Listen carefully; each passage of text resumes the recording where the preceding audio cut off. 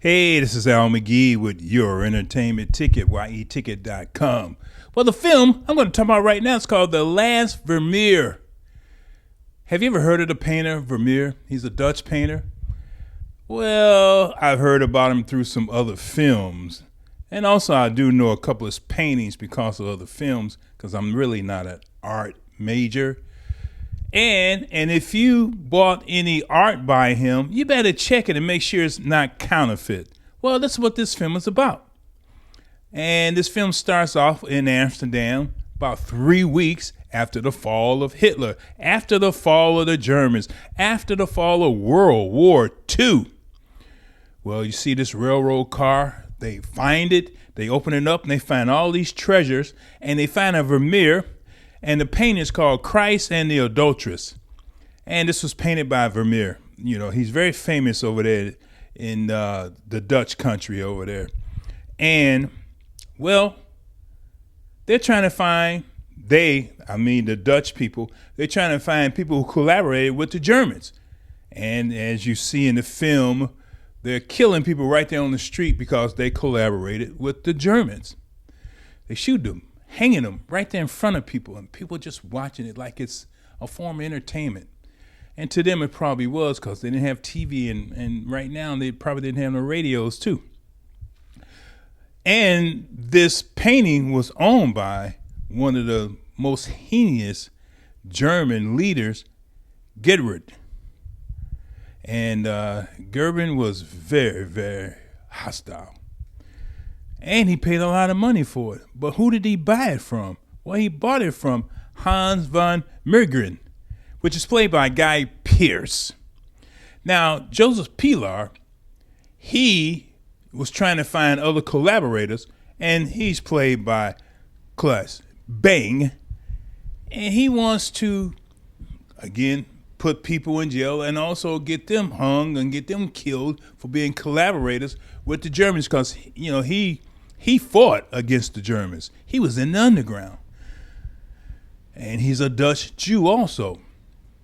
Well, he was working with the resistance too.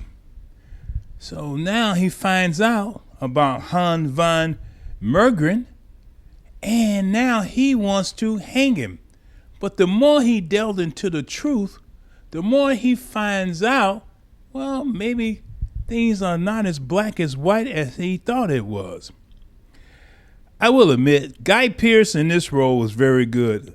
But for me, I didn't get enough of this character. I wanted to see more of this character. And it's very interesting. This guy was rich. He was a playboy. And at the time when the Germans came in, he took advantage of the Germans.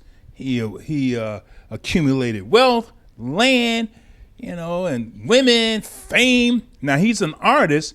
He painted and things like that, but the art world did not treat him like they treated Vermeer. He was second rate.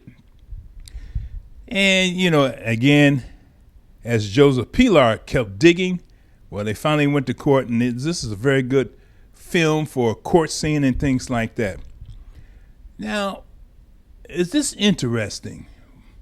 I would say, yeah, I enjoyed it. It's a little slow at first. Now, the director, Dan Friedkin, this is really his first feature film. And this is based on the book, The Man Who Made Vermeer, by John Orloff.